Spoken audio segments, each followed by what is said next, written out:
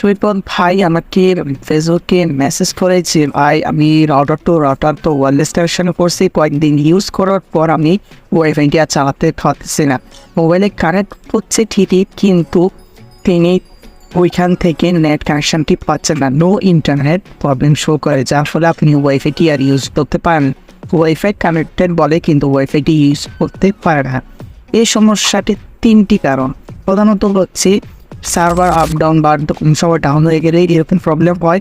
আর আরেকটি প্রবলেম হচ্ছে যে আইএসপি থেকে যদি আপনাকে ব্লক করে দেয় রাউটার ওয়্যারলেস কানেকশন করার পর আপনি আর ইউজ করতে পারেন না, দেন আপনি যার ওয়াইফাইটি ইউজ করতেছেন রাউটার ওয়্যারলেস কানেকশন করে, সে যদি জানতে পারে আপনি তার ওয়াইফাইটি আরেকটি রাউটার দিয়ে কানেকশন করে চালাচ্ছেন এবং সে আপনাকে যদি ব্লক করে দেয়, তো তাহলে আপনি আর ওয়াইফাইটি অ্যাক্সেস করতে পারেন না বা ইউজ করতে পারেন না।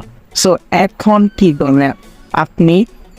এই নো ইন্টারনেট প্রবলেমটির সলিউশন কীভাবে করবে, তার একটি মাত্র সলিউশন হচ্ছে আপনারা আপনাদের যে রাউটারের ম্যাক অ্যাড্রেসটা আছে ওইটা চেঞ্জ করলে, তাহলে আপনি যদি আবার কানেক্ট করেন তো তাহলে পুনরায় আপনি আবার ইন্টারনেট কানেকশন নিতে পারবেন এবং আপনি ওয়াইফাইটি ইউজ করতে পারবেন ঠিক আগের মতো।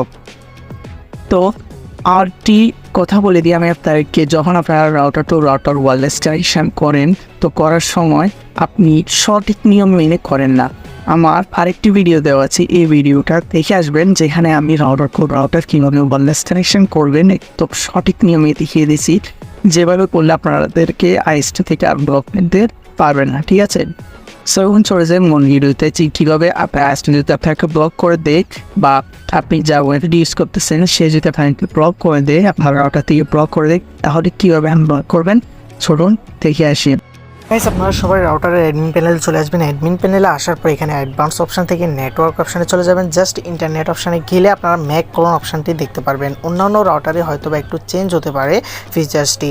সো যাদের রাউটারের মধ্যে এই ফিচার্সটি অ্যাভেলেবেল আছে শুধুমাত্র তারাই রাউটারের ম্যাক অ্যাড্রেসটা চেঞ্জ করতে পারবে। সো এখানে দেখতে পাচ্ছেন আপনারা এই অপশানটি দেখতে পাচ্ছেন, ইউজ কাস্টম ম্যাক অ্যাড্রেস। এখানে যদি আমরা ক্লিক করি তো তাহলে আমরা তিনটি অপশান দেখতে পাবো। এখন দেখতে পাচ্ছেন তিনটি অপশান আছে। সো এখানে এই অপশানটিতে ক্লিক করে কোন কারেন্ট ডিভাইস ম্যাক অ্যাড্রেসটি ক্লিক করে আপনারা এই ম্যাক অ্যাড্রেসটি কপি করে রাখবেন। কপি করে রাখার পর আপনারা আবার এখানে ক্লিক করবেন, জাস্ট ইউজ কাস্টম ম্যাক অ্যাড্রেসে ক্লিক করে এই ম্যাক অ্যাড্রেসটি বসিয়ে দেবেন যেটি আপনারা কপি করে রেখেছেন। ভিউয়ার্স, আশা করি আপনারা রাউটার ওয়্যারলেস কানেকশনের সময় ঠিকঠাকভাবে করবেন এবং আইএসপি থেকে ব্লক বলেই কীভাবে আনব্লক করবেন সেটা বুঝতে পেরেছেন।